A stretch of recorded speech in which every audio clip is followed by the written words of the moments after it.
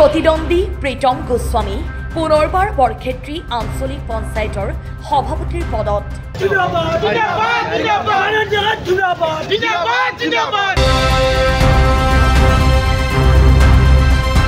নাৰায়ণ ডেকাৰ আশীষ ধন্য প্ৰীতমক বৰক্ষেত্ৰীৰ উন্নয়নৰ দায়িত্ব।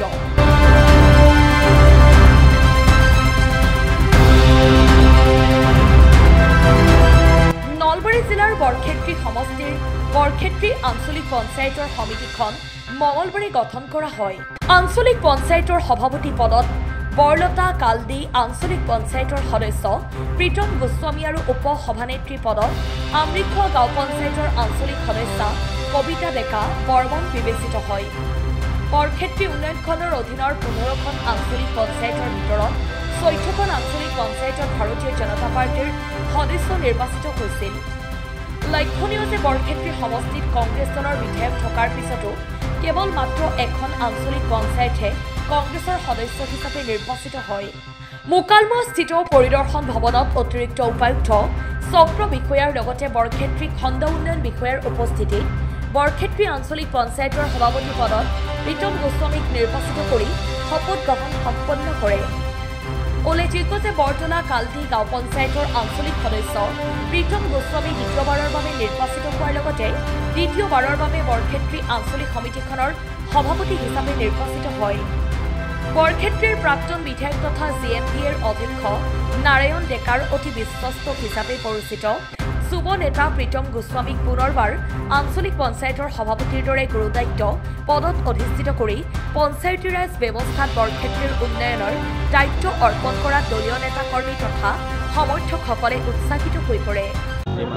হয়, বহুত ভাল লাগিছে আজি আপোনালোকৰ মিডিয়া বন্ধুসকলৰ যোগেদি এটা কথাই প্ৰকাশ কৰোঁ যে আমি বিজেপি দলৰ এগৰাকী সৈনিক হিচাপে 2013 চনৰ পৰা কাম কৰি আছিলোঁ দলত, আৰু দলে বিশ্বাস কৰি 2018 চনতো মোক বৰতলা জয়সাগৰ পঞ্চায়তৰ আঞ্চলিক পদৰ প্ৰাৰ্থী হিচাপে দিছিলে।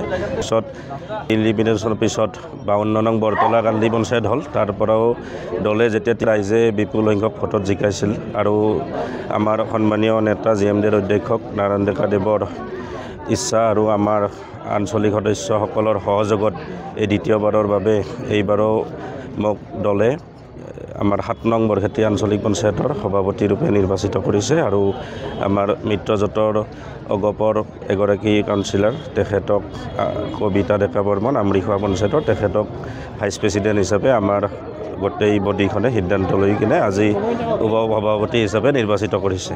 এবাৰ 12খন পঞ্চায়ত আছিলে, তাৰ ভিতৰত 3খন চৰ ZPCত 3খন পঞ্চায়ত আছিলে। এইবাৰ আমাৰ ব্লকৰ আণ্ডাৰত 3টা জিলা পৰিষদত, চৰ জিলা পৰিষদৰ অধীনত 4খন পঞ্চায়ত আছে, আৰু আমি ভৈয়ামত আমাৰ এই 11খন পঞ্চায়ত আছে। গতিকে আমি সকলোকে লগত লৈ চলিব লাগিব, কাৰণ চৰক বাদ দিও ইপিনে যি 11খন পঞ্চায়ত আছে ইয়াত যাতায়াতৰ কিছু সুবিধা ভাল।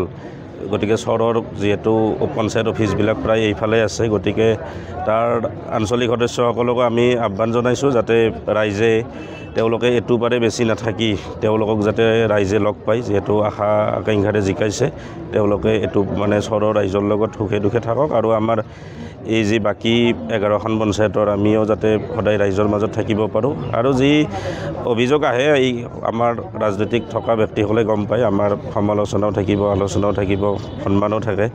গতিকে যি অভিযোগ আহি থাকে আমি আপোনালোকেও মিডিয়া যোগে আমাক দেখাই দিব, আৰু আমি সেই অভিযোগসমূহ যিখিনি চৰকাৰী বিষয়া থাকিব, কাৰণ পঞ্চায়তৰ সচিবকে ধৰি যিসমূহ ষ্টাফ থাকে আৰু ব্লকৰ যিসমূহ ষ্টাফ থাকে তেওঁলোকৰ কাৰণেও আমাৰ প্ৰতিনিধিসকল কেতিয়াবা সমালোচনাৰ সন্মুখীন হয়, কাৰণ ৰাইজে বেছিকৈ আহি কিনে বিভিন্ন অফিচ কাছাৰীত টেবুলে যদি কিবা পইচা পাতি দিব লগা হয়, খংটো কিন্তু আমাক প্ৰতিনিধিকে কৰে। গতিকে এইবাৰ আমি অলপ লক্ষ্য ৰাখিম পঞ্চায়ত সচিবৰ পৰা আৰম্ভ কৰি GRS GPC আৰু খণ্ড উন্নয়ন বিষয়াৰ যিখিনি তলৰ কৰ্মচাৰী আছে তেখেতসকলৰ যাতে অভিযোগখিনিৰ কাৰণে আমি যাতে সমালোচনাৰ সন্মুখীন নহওঁ। যিটো ধৰক আমি যদি বেয়া কাম কৰোঁ সেইটো আমি গ্ৰহণ কৰিম যে আমাৰ বেয়া হৈছে, কিন্তু তেওঁলোকৰ বেয়াটো এইবাৰ আমি ছাপোৰ্ট নকৰোঁ, কাৰণ আগতে আমি চাইছোঁ, আগতে যোৱাবাৰ আমাৰ যিহেতু মই বেছি ষ্ট্ৰিক হ'ব সেইকাৰণে পৰা নাছিলোঁ, আমাৰ বডিখনত যোৱাবাৰ বিজেপিৰ 4গৰাকী সদস্য আছিলে, কংগ্ৰেছৰ পৰা 4গৰাকী আহি আমাৰ 8গৰাকীৰ দ্বাৰা সমৰ্থিত হৈছিলোঁ।